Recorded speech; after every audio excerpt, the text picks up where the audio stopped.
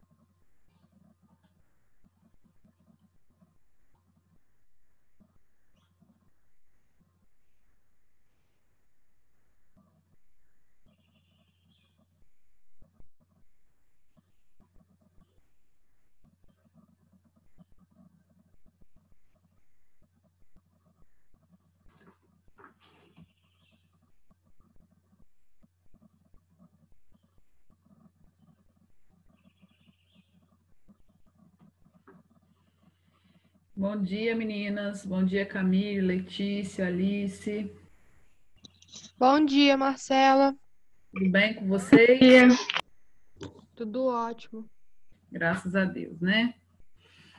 Vou esperar 2 minutinhos e aí a gente começa, tá bom? Podem pegar o material de vocês. Nós vamos terminar Brasil hoje. Aula 12.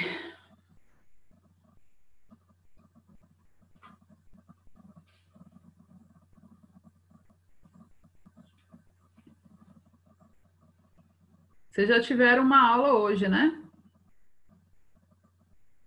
Não, é a nossa primeira. É a primeira? Sim. Por isso está demorando a entrar essa galera, né? O povo deve estar dormindo ainda. Deve estar. Esperar mais 2 minutinhos, aí a gente já começa, tá bom? Página 91, aula 12.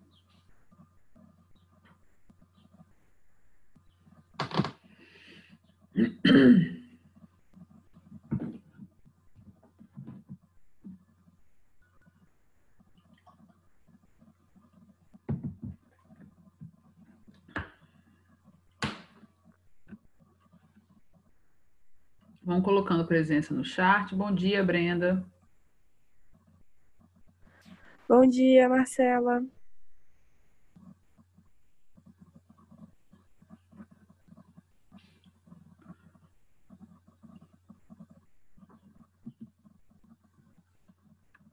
Eu parei aqui com vocês, né? A crise externa. Já falei da questão do Christie, agora a gente vai falar da Guerra do Paraguai.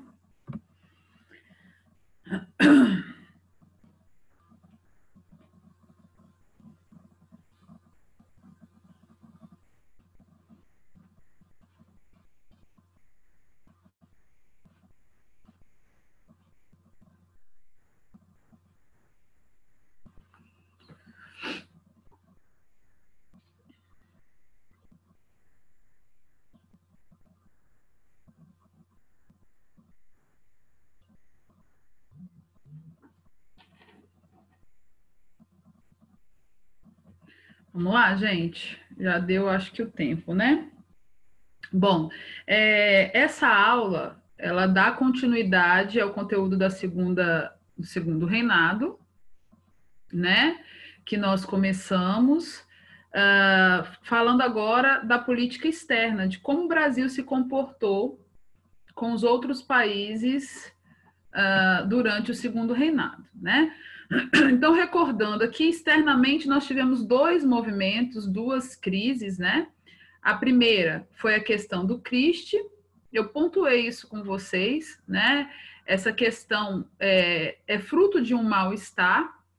Esse mal-estar e esse desentendimento começa com a tarifa Alves Branco, uma tarifa que aumentava os impostos dos produtos estrangeiros para poder o quê? Potencializar a produção interna brasileira. E essa tarifa não foi vista com bons olhos pela Inglaterra. Tanto é que logo depois ela proíbe o tráfico negreiro, né?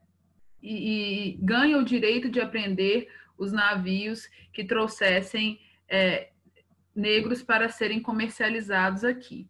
Isso piora entre 1861 e 1863, quando acontece a questão do Christie, né?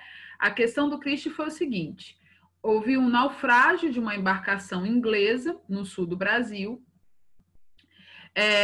Quando isso aconteceu, o embaixador aqui inglês acusou o governo brasileiro de ser o responsável por esse naufrágio.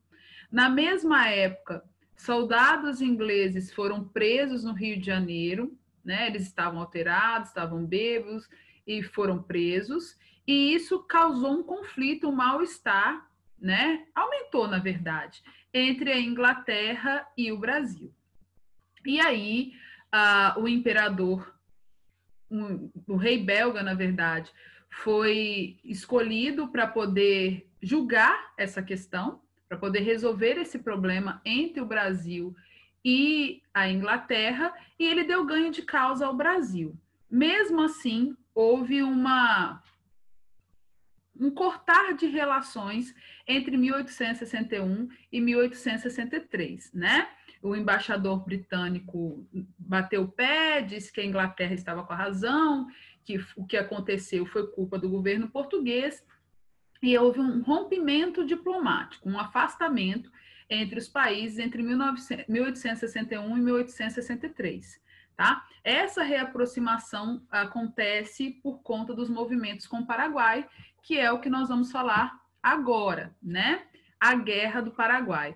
Eu estava lendo um documento ontem que fala que o Covid já matou mais no Brasil do que a Guerra do Paraguai em todos os anos que ela durou, né? Olha só que número absurdo, né?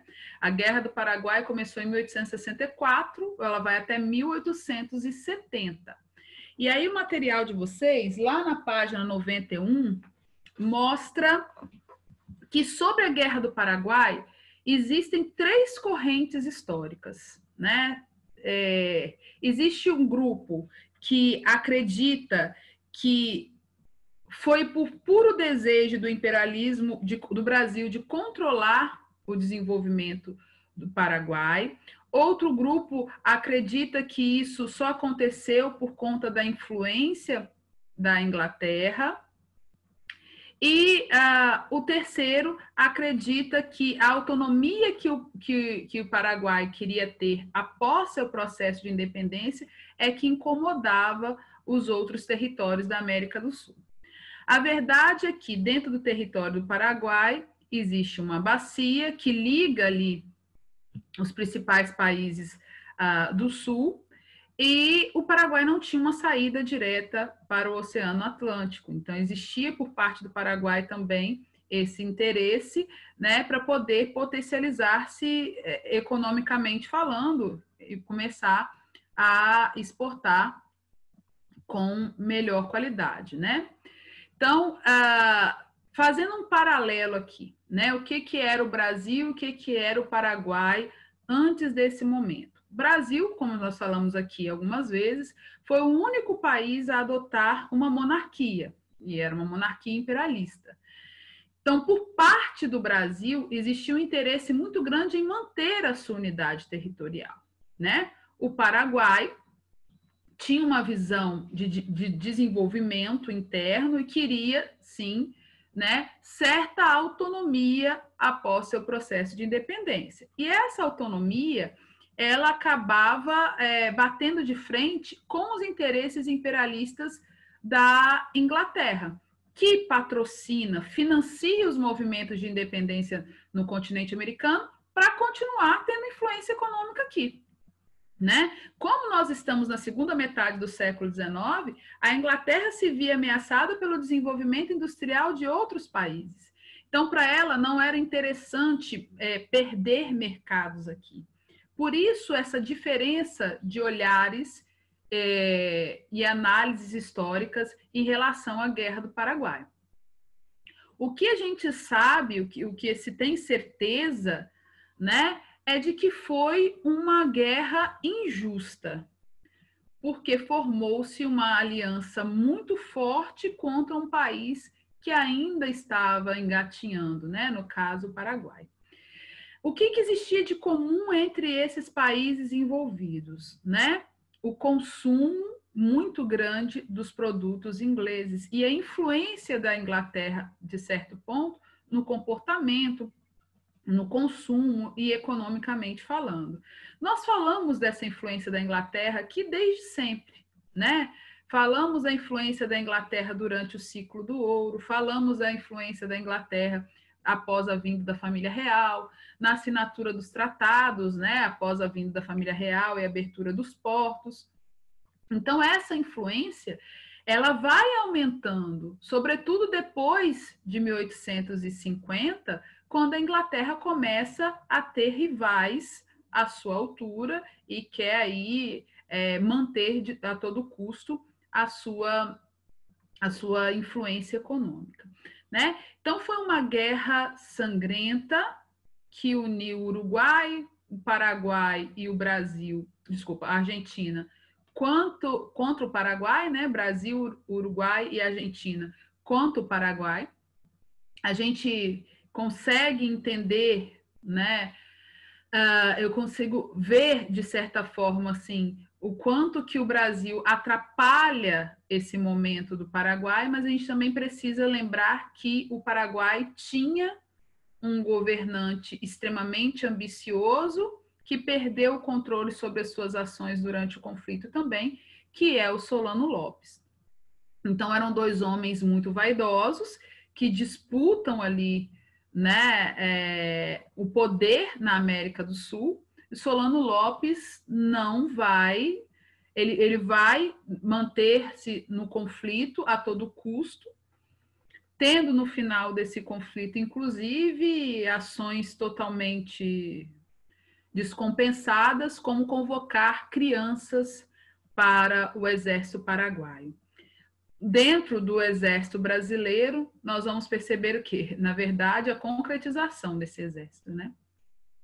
Promessas enormes aos militares brasileiros e a convocação de negros ainda escravos para o exército. Negros, indígenas, né? Vários grupos vão participar desse exército, nesse conflito longo, doloroso, tá? E que vai provocar impactos econômicos em todos os países que fizeram parte do processo. Na verdade, a Guerra do Paraguai foi o maior conflito que o Brasil já se envolveu diretamente, mas ele não trouxe nenhuma consequência boa para o Brasil. Pelo contrário, ele traz para todos os envolvidos uma crise muito grande. Eu passei para vocês um documentário sobre isso ano passado, eu não sei se vocês lembram, né? Que mostra bem a geografia desse conflito, né? Por que aconteceu? Os rios que faziam parte dessa bacia, o ataque prematuro de Solano Lopes, a invasão dele ao território brasileiro, as batalhas, né, principalmente a Batalha do Riachuelo, que é uma batalha extremamente importante no final da Guerra do Paraguai. Nós não precisamos entrar em muitos detalhes em relação a isso, não. Apesar de que eu acho muito importante vocês assistirem novamente aquele documentário. Sozinhos, talvez tenham uma análise aí mais profunda, né? Mas eu prefiro me ater às consequências dela, porque as consequências da Guerra do Paraguai acaba trazendo para o Brasil uma questão que leva à crise, né? Que é a questão militar. Então, vamos aqui às consequências econômicas e as consequências geográficas e políticas desse movimento para o Brasil, para a Argentina, para o Paraguai e para o Uruguai, tá bom? Olha só, a indústria paraguaia entrou em profunda decadência por vários fatores. Primeiro, por todo o território ter sido tomado pelo conflito, né? E porque a população ativa, produtiva, que ia trabalhar nessa indústria, consumir e gerar renda dentro do território paraguaio, ela morre na Guerra do Paraguai. né?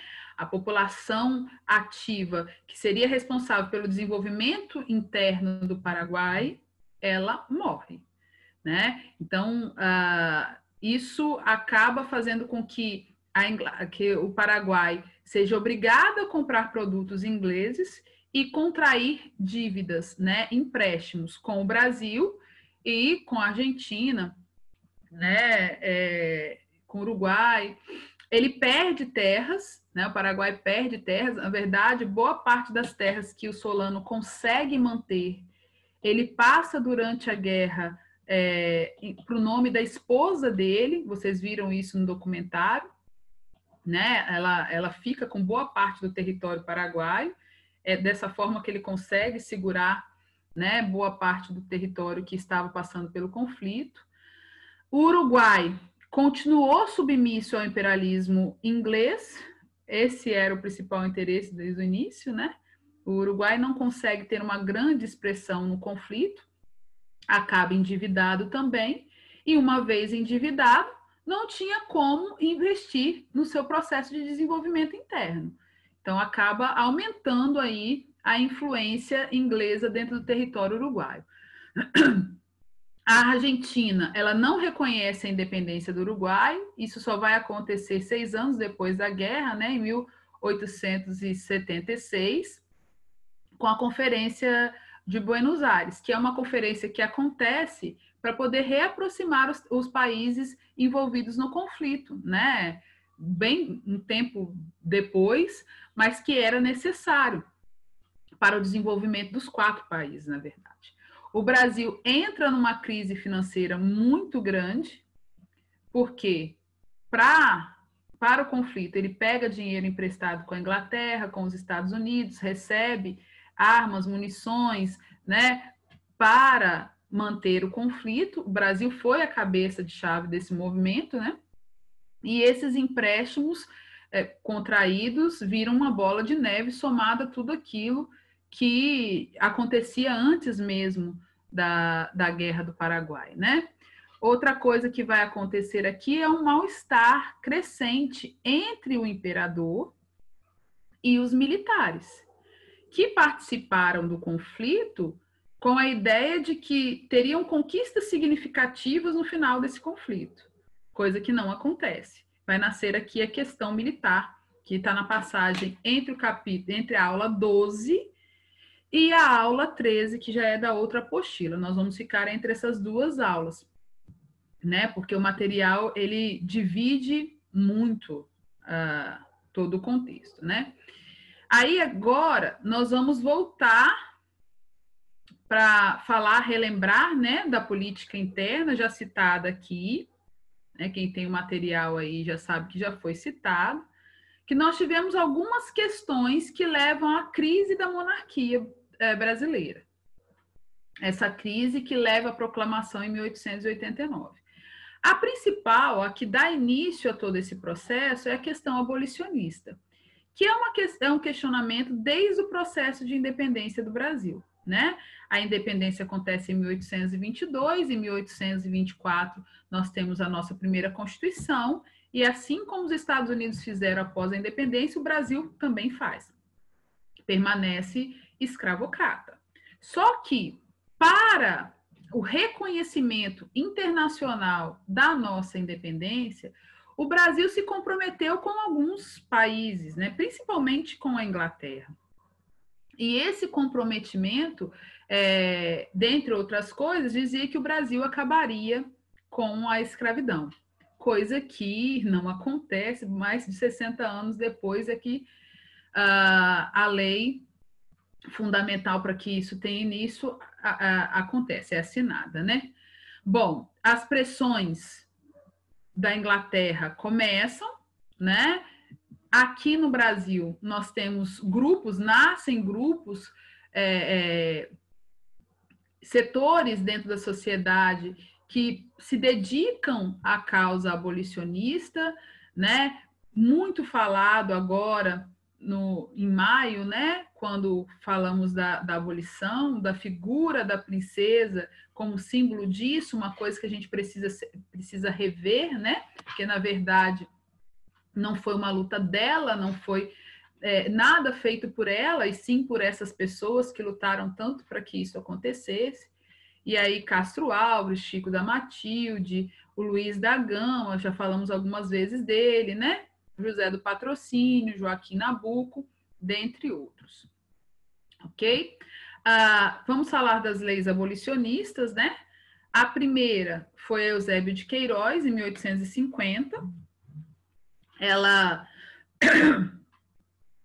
acaba com o tráfico, internamente isso provoca uma subida no valor da mão de obra, e o dinheiro utilizado nesse tráfico passa a ser investido em outros setores, né?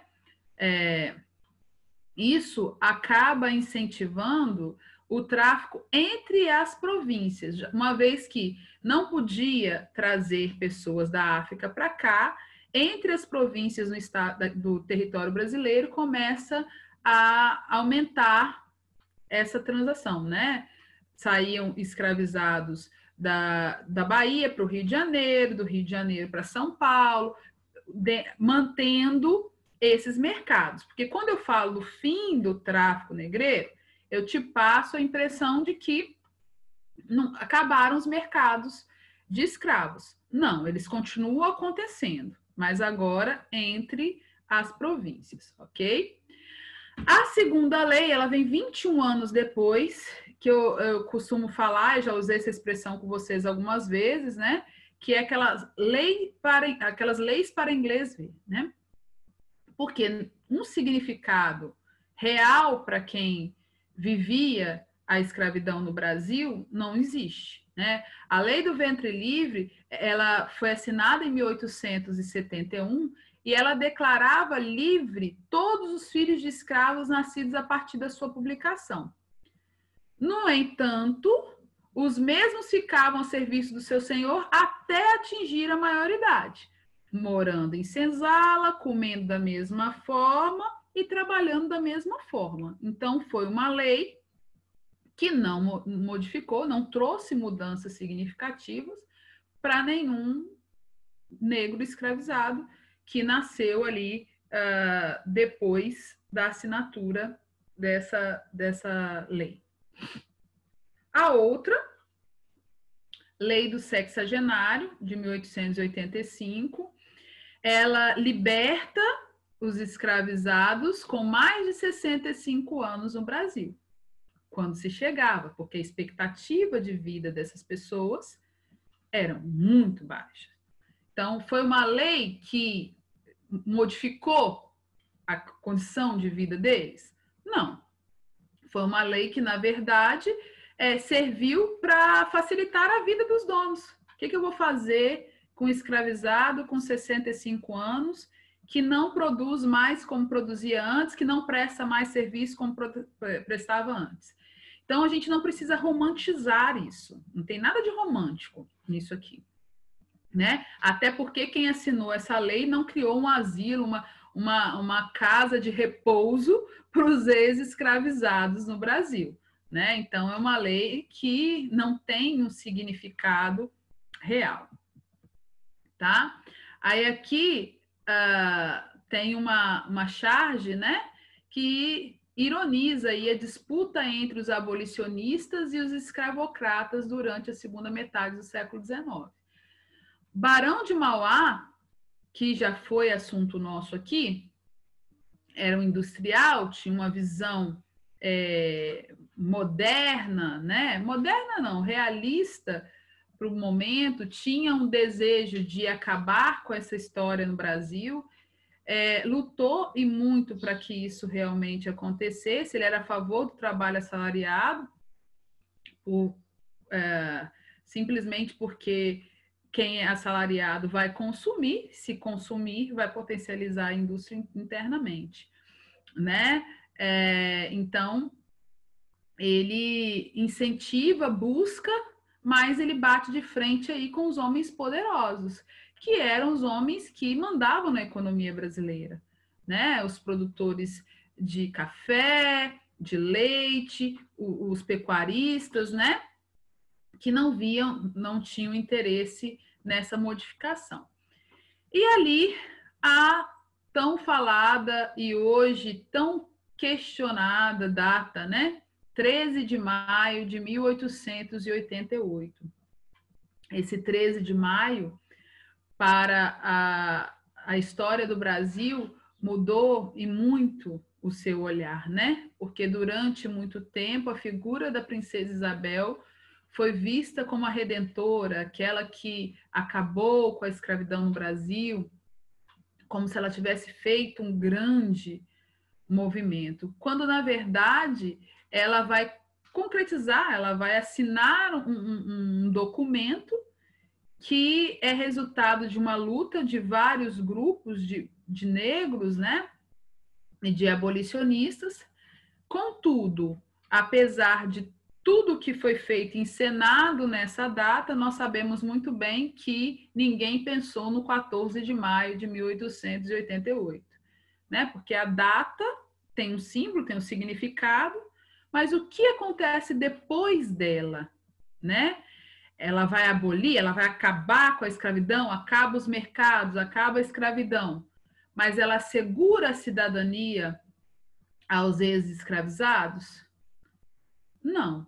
Ela tanto não assegura a participação política dessas pessoas, ela não assegura o trabalho assalariado, ela não assegura vagas nas escolas, ela não assegura moradia, ela não assegura terra para se trabalhar, que é o que aconteceu, por exemplo, nos Estados Unidos após o fim da escravidão, né? Não dá a essas pessoas que foram vítimas do Império Brasileiro, né, e português durante 300 e tantos anos, lá quase 400 anos, dignidade após esse processo, né? Assim como as outras leis que trabalhamos até aqui. Ela não garante nada, ela não assegura nada, né? Então, nós vamos observar aqui que essas pessoas vão continuar sendo vítimas da discriminação racial, um fenômeno aí, ó, que se manifesta até os nossos dias. E é até triste falar isso em 2020, né? Falamos disso aqui, acredito, é tanta aula que eu dou aqui que eu nem lembro, mas acho que nós falamos sobre esse momento, pontuando o que aconteceu nos Estados Unidos, o que está acontecendo nos Estados Unidos e o que está acontecendo também no Brasil em meio à pandemia, né? O que aconteceu lá acabou inspirando movimentos aqui e eu estou achando até legal, assim, porque muitas pessoas estão abrindo o espaço que tem na internet, cedendo o seu espaço na internet para que jovens negros no Brasil falem defendam as suas causas e busquem debater coisas que nós precisamos resolver, né? Que não é uma ferida só nossa, como eu já falei em outras aulas. A partir, né, da proclamação, do fim, perdão, da abolição ali, vai surgir também um outro movimento, né, que é o movimento dos republicanos. Deixa eu tirar aqui para eu poder enxergar, né? Os republicanos de 13 de maio. Senhores de engenho do Nordeste, cafeicultores do Vale do Paraíba, todos escravocratas, né? A contradição, que começa aí a articular a proclamação da República no Brasil.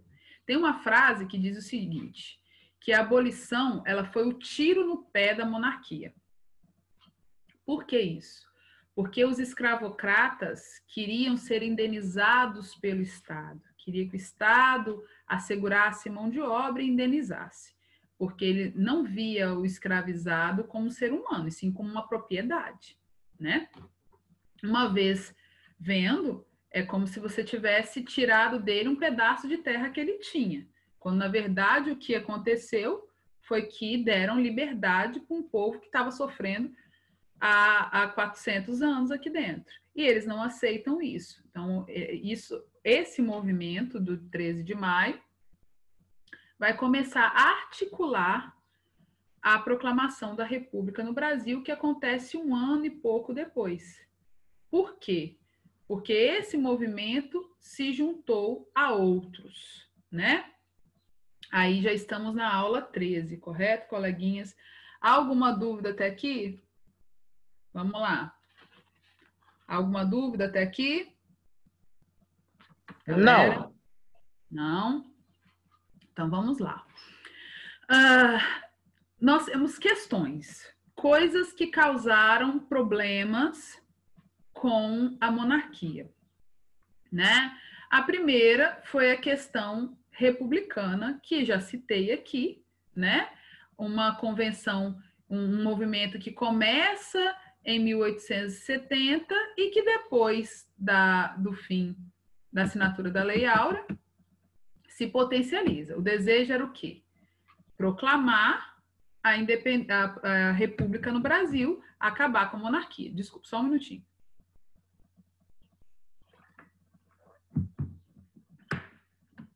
A segunda é a questão religiosa. Voltando a falar aqui, né? A questão religiosa é uma coisa que começa lá na Constituição de 1824. Por quê?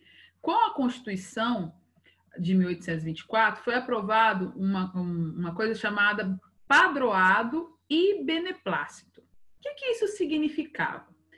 Que independente da ordem papal, vinda lá de Roma, né, na época, independente da ordem papal, antes de qualquer bula, de qualquer documento católico ser colocado em prática aqui no território brasileiro, ele precisava passar pela autorização do imperador. Então, é como se, dentro do território brasileiro, a figura do imperador fosse mais importante do que a papal, e como realmente era, né? E aí o Papa Pio IX, lá em 1864, ele estabelece uma bula chamada Bula Syllabus. Essa bula proíbe os clérigos, os padres, de se envolver com a maçonaria. E depois ela como eu posso dizer, completa, ela se torna completa a partir do momento que ele proíbe também a participação de maçons em cerimônias católicas. E aí nós precisamos lembrar que a maçonaria, ela participa ativamente da independência do Brasil. A maçonaria é formada nesse momento por grandes representantes da economia brasileira, da café, da pecuária, né? Então, mexer com eles dentro de um país católico precisava aí, então, de uma reação de Dom Pedro II. E como que Dom Pedro II reage? Ele utiliza o direito do padroado e do beneplácito para perseguir bispos e padres, né? Acabando aí punindo em 1874 os bispos de Belém e de Olinda, né? Que já estavam, né, lutando pelo fim da monarquia. Então, aqui há um distanciamento, né, entre alguns membros da Igreja Católica Brasileira com Dom Pedro II. Então, olha só, já existia a questão republicana, já existia a questão religiosa e a questão abolicionista que nós falamos até aqui, né? A partir de 1883, vai surgir outro problema, outro movimento, que é a questão militar, somada aí a tudo que acontece depois do fim da Guerra do Paraguai. Olha lá, Antônio Sena Madureira se opôs ao projeto de lei que obrigava a contribuição ao Montepio dos Militares, que homenageou o jangadeiro Francisco José do Nascimento, o Dragão do Mar. O Dragão do Mar já foi falado aqui, negro, abolicionista, né? Eles aqui nesse momento, eles questionavam a questão da contribuição militar para o Estado, em termos financeiros, tá? É como se fosse uma retirada do salário deles. Nesse momento, os militares começam a se aproximar de outro grupo, que era o grupo dos republicanos, né? Essa aproximação, ela acontece principalmente através da figura de Deodoro da Fonseca, e aí junta-se a fome com a vontade de comer, né? Os militares desejavam participação política, patente, direitos, melhorias salariais, melhorias em todos os sentidos, antes mesmo da Guerra do Paraguai. Com a Guerra do Paraguai, muitas promessas foram feitas, né? Muitas coisas foram projetadas que não valeram, que não deram certo. Agora, existia uma questão que provocava ainda mais os militares, que era a ideia de usar o exército para caçar escravizados fugidos. Eles não gostavam disso, né? Então, há também essa questão que eles questionavam e que não queriam mais que acontecesse, né? Isso a partir de 1883, então antes mesmo da abolição, tá? O que acontece aqui? Vários movimentos da Europa começam a influenciar os movimentos aqui dentro. Uma coisa que começa a influenciar e muito é a filosofia positivista de Augusto Comte, que nós também falamos ano passado, no segundo ano, né? Aquela filosofia que narra a história através de uma documentação do Estado, pontuando os heróis estabelecidos pelo Estado, que é tecnicista, né? E também militarista. Então, há uma identificação muito grande entre a alta cúpula dos militares brasileiros e essa ideologia. Isso vai somar a todos os outros movimentos que eu falei com vocês até agora, né? Os fazendeiros descontentes, as oligarquias descontentes com a abolição, vai se juntar aos grupos de militares descontentes com as condições dos militares frente ao Estado, que vai se unir também ao grupo dos católicos, né, que eram contra a questão religiosa, o padroado e o beneplácito. Num período que nós vamos perceber uma ausência muito grande de Dom Pedro II aqui, né? Ele viajava demais, ele já não tinha mais, principalmente depois da Guerra do Paraguai, ele já não tinha mais aquela influência que tinha antes, já não lidava mais com as situações com a mesma diplomacia, do princípio. Tanto é que quando a princesa Isabel assina o documento, você não tem a imagem, a presença dele, ele não estava, né? Aos poucos ele vai perdendo as rédeas desse movimento, e esses grupos, por desejos parecidos, vão se unir. Só que até o momento aqui, eu não disse para vocês que esses grupos tinham representação popular, correto? Nenhum dos grupos que eu pontuei aqui para vocês tinha uma efetiva participação popular. Então, de maio de 1888 a novembro de 1889, que é o momento em que o Brasil começa a se desvincular dessa monarquia, que já estava uma bagunça, que já vendia uma realidade que não existia, que estava fraca e pressionada por vários grupos, vai nascer uma república. E com o nascimento dessa república, as contradições dentro do significado real. Por que eu falo contradições dentro do significado real?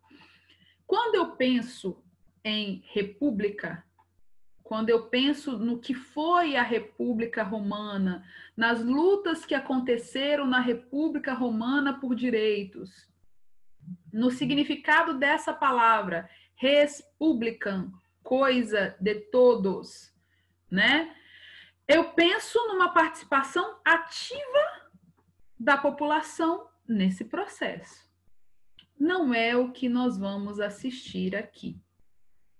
Nós vamos assistir à união de grupos que tinham interesses, principalmente aqueles que articulavam as coisas no Rio de Janeiro e sabiam realmente o que acontecia nos bastidores da política, enquanto a população que trabalhava para o desenvolvimento do Brasil e que precisava ter acesso a tudo isso, a participação popular, a uma Constituição real, a direitos individuais, assiste a tudo bestializado, né? Eu já usei essa expressão com vocês algumas vezes, essa expressão não é minha, me fugiu aqui o nome do autor da obra Os Bestializados, mas essa obra, ela narra o seguinte: os grupos que foram formados para o nascimento dessa república e quais eram os reais interesses. Como aconteceu em todo o território latino após o processo de independência das colônias espanholas, a nossa república nasce atendendo interesses de pequenos grupos. Não é uma república que dá acesso e participação à população brasileira, e sim aos grupos que depois vão articular duas formas de governo que nós vamos estudar lá na frente da República Velha, que é a República da Espada, positivista, comandada por Deodoro da Fonseca, que é o homem que proclama essa república e dá aí 24 horas para a família real vazar daqui, né? E a oligárquica. E aí nós vamos perceber bem a diferença, né? A República da Espada, com seu desejo centralizador, com poucos direitos, positivistas, e a República Oligárquica, que tinha interesses econômicos para a manutenção da produção cafeeira no Brasil, e que vai levar o Brasil a uma grande crise porque governava para o interesse deles. Então, é como se, com o nascimento dessa república, nós vivêssemos aí 40 anos sem mudanças significativas na realidade da população brasileira. Porque os primeiros passos da República Brasileira só serão dados em 1934, com uma Constituição que traz leis trabalhistas e dá o direito ao voto à mulher. Aqui, a única mulher citada até o momento foi a Princesa Isabel. Mas nós tivemos mulheres que lutaram nesse processo, que tentaram participar da proclamação da República e não tiveram a chance, né, de ter uma participação efetiva, né? Eu gosto muito da história da Chiquinha Gonzaga, nesse momento, uma mulher muito além do seu tempo, compositora, artista, que rompe com muita coisa, com casamentos, com homens importantes da época. Ela desafia muita gente para poder ganhar um espaço, né? Então, o que nós vamos concluir aqui, que faltam 3 minutinhos para fechar? Nossa república passa por vários movimentos, só que ela ainda é uma menina. A nossa república é muito jovem. Porém, durante esse momento todo que nós passamos nessa juventude da república, vivemos muitos momentos de fragilidade. Se você for pensar que foram 6 constituições, né? Foram formas de governos diferentes que levaram ao momento que nós estamos agora, que também é um momento de fragilidade republicana. Dividiu o nosso país, fez nascer sentimentos que nós não reconhecíamos antes e chegou a espaços que não deveria chegar, como o que está acontecendo com a saúde, com a educação, por exemplo. Quando eu entendo os caminhos dessa república, eu consigo analisar, por exemplo, a permanência de algumas coisas como o racismo, como a misoginia, como as diferenças, os abismos sociais, né, que nós vivemos. Se você for pensar nesse momento, nessa ideia de que estamos todos juntos, estamos todos no mesmo barco, claro que não estamos todos no mesmo barco. Todo mundo tem as condições nesse momento de cuidar da sua saúde, da saúde da sua família da mesma forma? Não, né? Então, tudo isso precisa ser analisado em cima dessa construção republicana, nesse momento aqui que nós estamos. Nos próximos capítulos, terceira série, nós iremos trabalhar isso, né? As características dessa república, as suas fragilidades, as suas feridas e porquê da permanência de algumas coisas até os nossos dias. Ok? Alguma dúvida aqui? Que eu não estou vendo nenhuma carinha hoje, ninguém ligou a câmera para mim. Alguma dúvida? Kevin, você está aí agora que eu vi? Bom dia. Quanto tempo, hein? Alguma dúvida aqui, galera? Não. Não. Posso encerrar? Pode. Pode. Na próxima aula, então, Revolução Científica do século XVII. Tá? Até a próxima aula. Oi? Até a próxima aula. Até a próxima aula, se Deus quiser. Tá bom? Um beijinho para você.